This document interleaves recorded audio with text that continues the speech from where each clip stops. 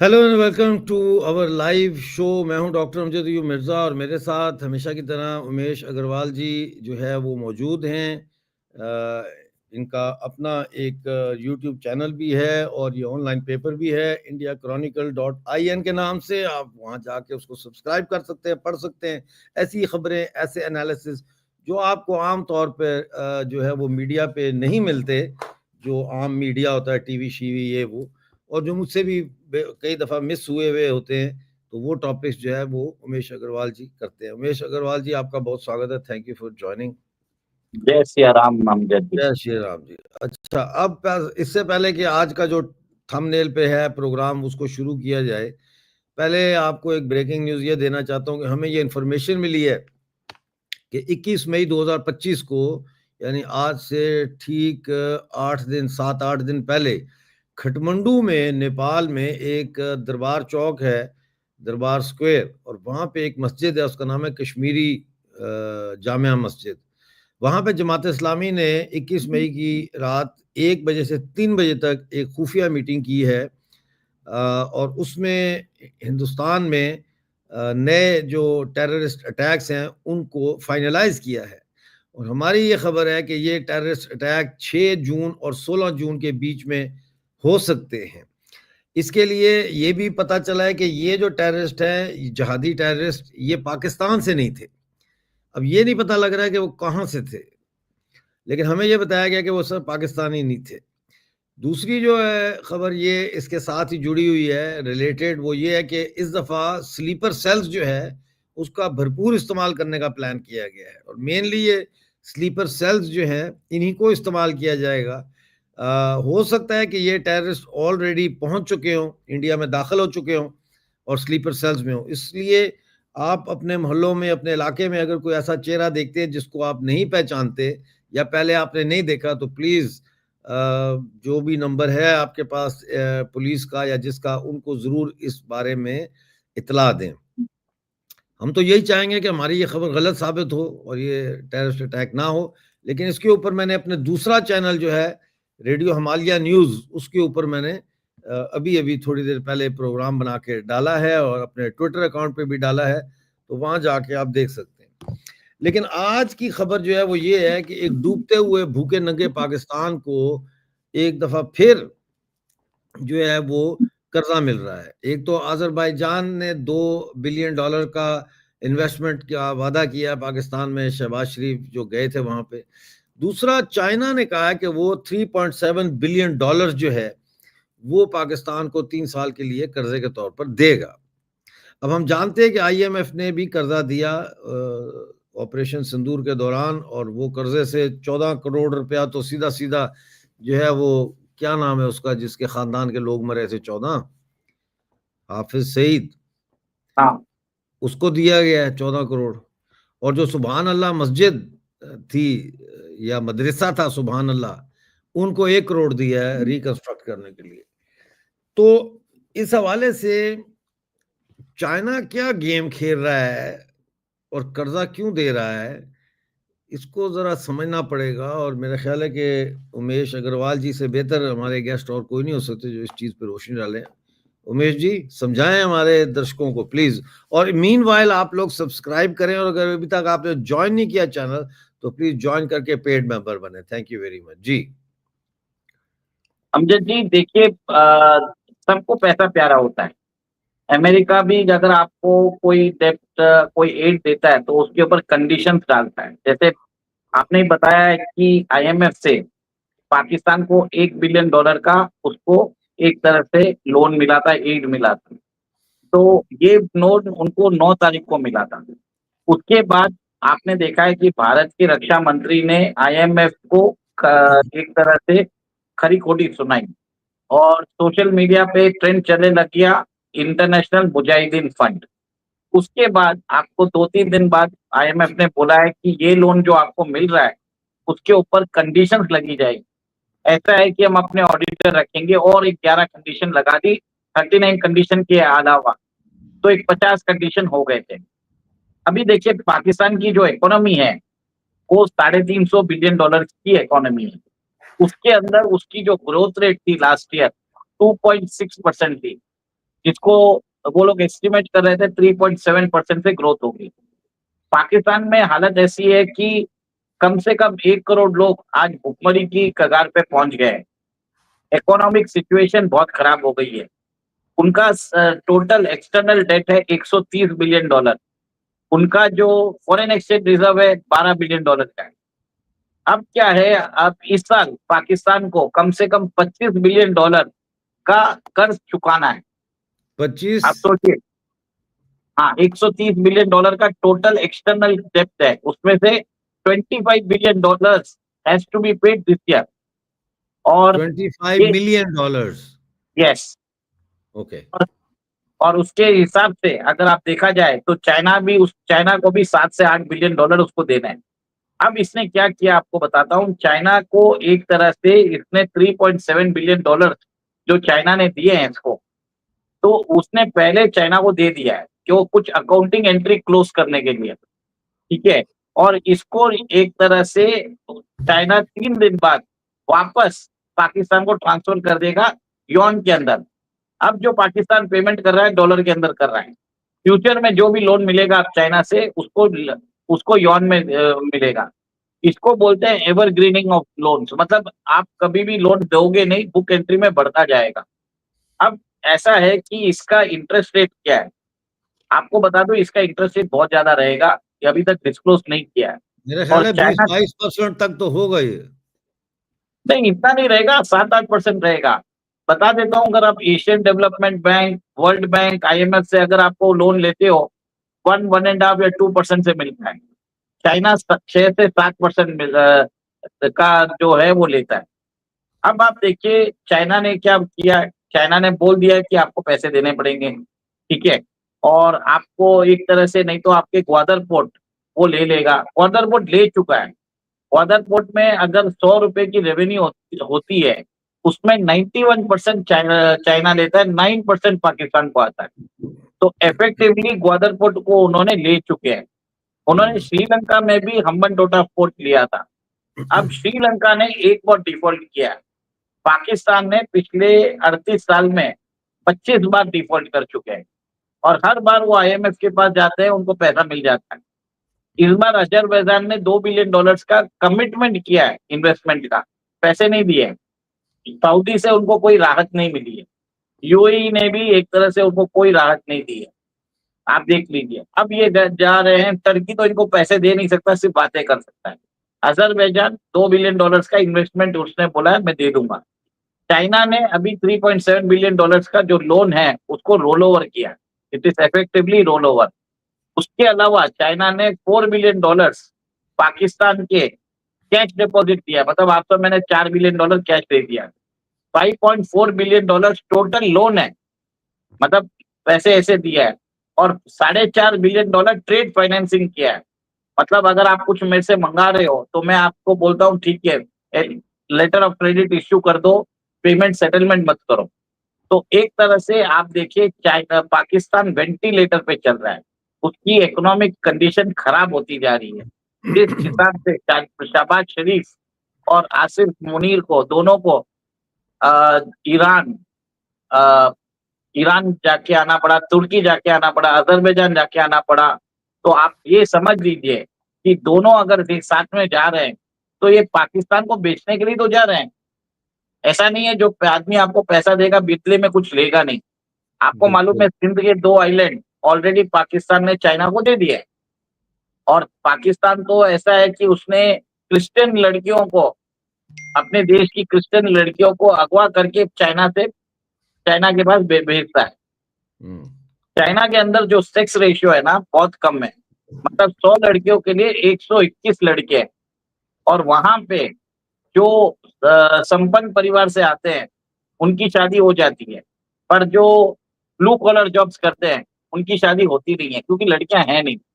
तो क्या करते हैं ये लोग, ब्राइड को ट्रैफिकिंग करते हैं, इसको बोलते हैं, जो लड़कियां होती है उनको अगवा करके चाइना भेज देते हैं। तो पाकिस्तान है, नेपाल है, लाओस है, कंबोडिया है, और बांग्लादेश है, यहाँ पे ये लड़कियों को अगवा करते हैं और चाइना में भेज देते हैं। तो चाइना में बहुत बड़ा ये रैकेट भी चल रहा है। और ये तो चाइना में चाइना में जो ये जब बेचते हैं तो कितना इनको मिलता है, एक लड़की को बेचने का कितना मिलता है इनको? तकरीबन $20,000 मिल जाता है। $20,000? यस, $10 से $20,000 आराम से मिल जाता है, ये बहुत बड़ी, डिपेंडिंग। फिर इसका मतलब है बिजनेस है, बहुत बड़ा डेढ़ सौ बिजनेस। बिलियन $150 बिलियन की इंडस्ट्री है चाइना में, ये ब्राइड ट्रैफिकिंग का। आप सोच लीजिए इतना बड़ा ये काम होता है। तो आज क्या है, आपको ये भी रिपोर्ट मिली होगी कि चाइना इस साल $22 बिलियन उसको एक तरह से कर्ज मिलने, मतलब इंटरेस्ट मिलने वाला है। आपको जो अभी आपने पढ़ा होगा, तो ये जो कर्ज के जो इंटरेस्ट है, ये पेरिस क्लब से भी ज्यादा हो चुका है। अब चाइना की हालत वित्तीय हालत खराब हो चुकी है। वो जो बीआरआई में पैसे देता था, उसने पैसे देने कम कर दिए। अब पाकिस्तान को वो बोल रहा है कि भाई साहब आप दोगे क्या मुझसे? आप यूएस को तो बेवकूफ बना देते हो कि हमारे पास न्यूक्लियर वेपन्स है, हम हमारे पास क्या करोगे? चाइना तो उसका कुछ ना कुछ लेगा पाकिस्तान से। और पाकिस्तान को धीरे धीरे आप ये देख रहे हैं कि वो अपने कब्जे में ले रहा है। आपको मालूम है जिंगजियांग प्रोविंस में क्या होता है अमजद भाई? यूगर मुस्लिम के साथ जो मर्द होते हैं उनको री एजुकेशन कैंप भेज देते हैं, और चाइनीज आर्मी यूगर औरतों के साथ आके सोती है। तो आप सोचिए पिछले 10 साल से कोई भी यूगर बच्चा जन्मा नहीं है। उनकी औरतें अगर इम्प्रेग्नेट हुई है तो चाइनीज खान ने उनको आके इम्प्रेग्नेट किया है। अगले 10 साल ये चलता रहा तो मुसलमानों की जो आबादी है चीन में खत्म हो जाएगी।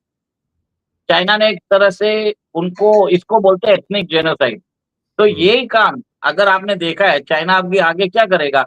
जब उसका उधर काम हो जाएगा वो पाकिस्तान में आएगा, पाकिस्तान में आके पाकिस्तान की लड़कियों को लेके जाएगा। ये होने वाला है, चाइना ऐसे छोड़ने वाला नहीं है। और आपको मालूम है आसिम मुनीर और शहबाज शरीफ ने एक तरह से अपने देश को बेच दिया है, मिलिट्री जनरल्स ने अपने देश को बेच दिया है। और पाकिस्तान की आवाम है, इनको सब एक तरह से सारा प्रॉब्लम इनको ही हो रहा है। इनके आसिम मुनीर की आप देख लीजिए फैमिली कहाँ है, यूके में है। शहबाज शरीफ तो सबसे बड़ी करप्ट फैमिली है। भुट्टो फैमिली ने भी अपनी फैमिली को उन्होंने भेज दिया है, यूके भेज दिया है। तो अब पाकिस्तान के अंदर मिलिट्री लीडरशिप और जो पंजाबी पॉलिटिकल लीडरशिप है, दोनों कॉम्प्रोमाइज हो चुकी है। सबसे बड़ा प्रॉब्लम ये है पाकिस्तान में। और अब ऐसा है कि पाकिस्तान किसकी नाजायज औलाद है, चीन की है या अमेरिका की है, ये हमको देखना पड़ेगा, क्योंकि पैसे सबसे ले रहा है वो। अब इसको टर्की के पास भीख मांगने जा रहा है, अजरबैजान उससे पैसा देने वाला है। तो ये नेशन से पर भरोसा नहीं कर सकते अमजद भाई। तो ये जो फाइनेंसिंग हो रही है, पाकिस्तान को पैसा दे रहे हैं, उसको जिंदा रखा है, या ये तो कोई ढकी छुपी बात नहीं कि China is also involve in terrorism, financing terrorism. भाई जहाद जो था रूस का के खिलाफ जो अफगानिस्तान में था, वो भी तो टेररिज्म ही था ना। वो भी तो एक वहां से तो शुरुआत हुई है टेररिज्म की। तो इस हवाले से इसको कैसे दुनिया के सामने एक्सपोज किया जाए और ज्यादा एफिशिएंटली, कि चाइना के जो पाकिस्तान को सपोर्ट है it equates to terror financing. देखिए आपको मालूम पड़ा होगा कि थोड़े दिन पहले न्यूज आई थी कि J-35 वो 50% दाम में दे रहे हैं पाकिस्तान को। पाकिस्तान का जो 81% डिफेंस एक्सपोर्ट है वो चाइना से आता है। और चाइना एक तरह से उसने युद्ध के दौरान पाकिस्तान के सपोर्ट में आ चुका था। उसने बोला है कि सीपेक पे हमारे इंटरेस्ट पे अगर कुछ हमला हुआ तो चाइना को एक तरह से वॉर में उतरना पड़ेगा। तो भारत ने देख के वार किया, उधर चाइना का जो इन्वेस्टमेंट है पाकिस्तान में उसको तबाह नहीं किया।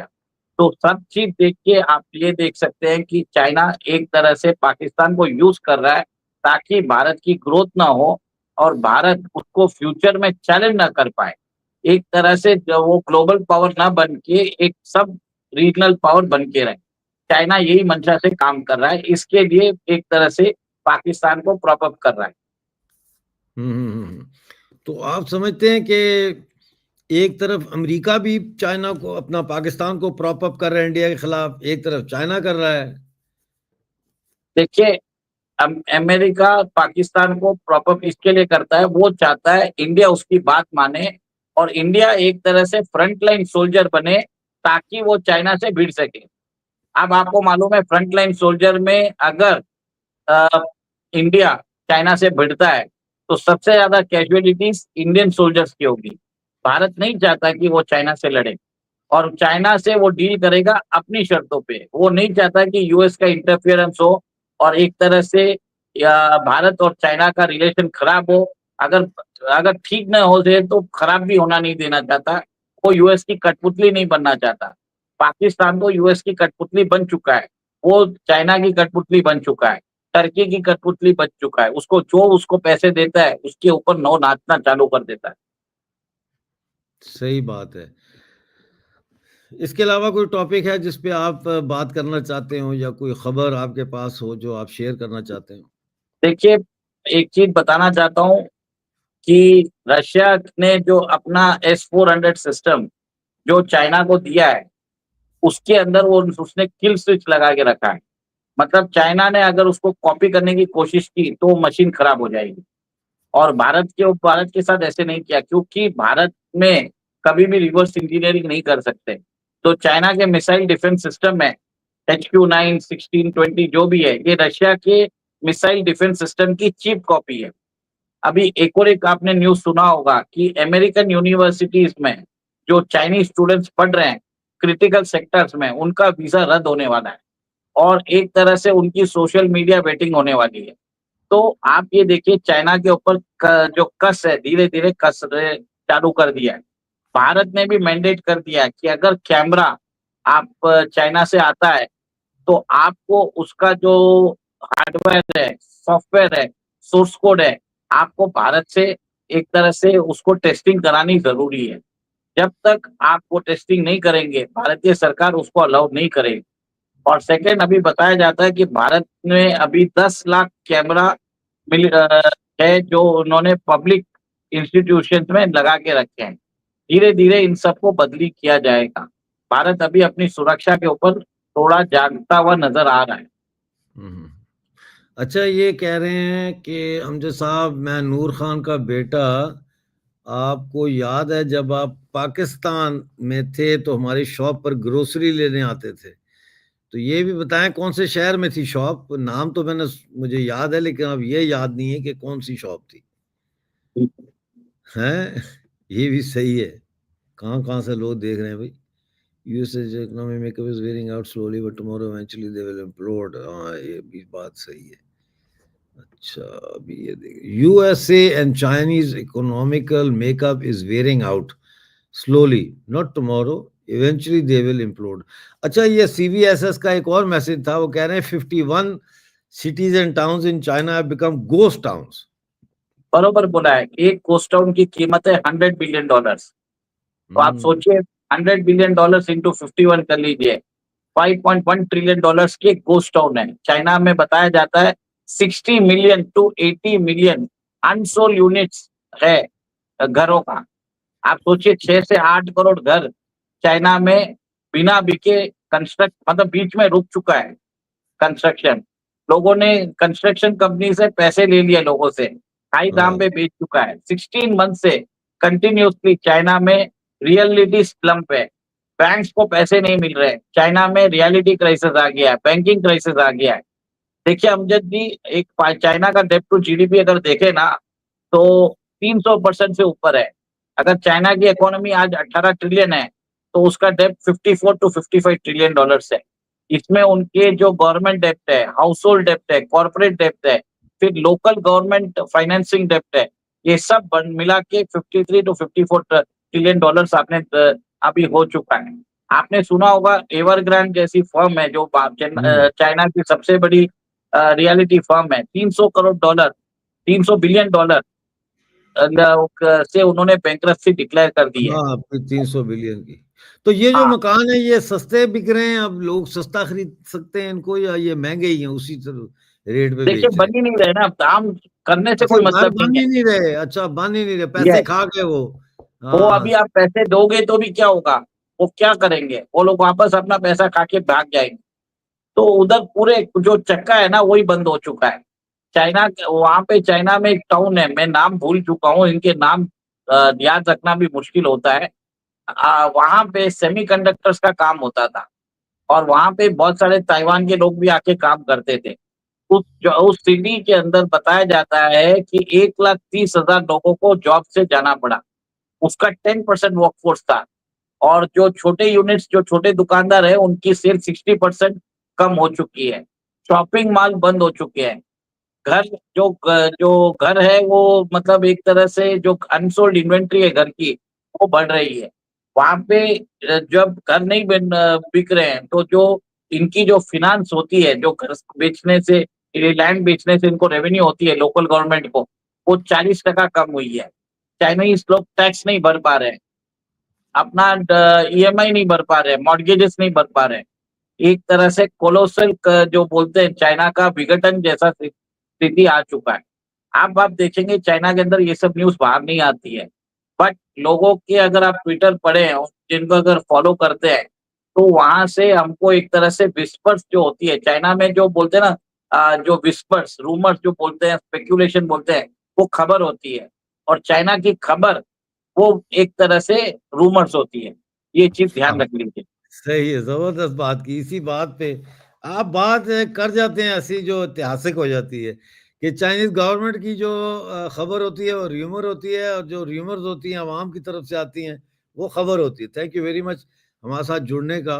आज यहाँ पे हम अपना लाइव शो खत्म करते हैं। जितने दर्शक हमारे साथ जुड़े, तकरीबन 150 से ज्यादा ही थे लाइव जुड़े, आप लोगों का भी बहुत शुक्रिया। प्लीज चैनल को सब्सक्राइब करें, ज्वाइन करें। मिलते हैं कल नए लाइव के टॉपिक के साथ। तब तक के लिए अपना बहुत सारा ख्याल रखिए। जय सिया राम अमजद भाई। जय श्री राम।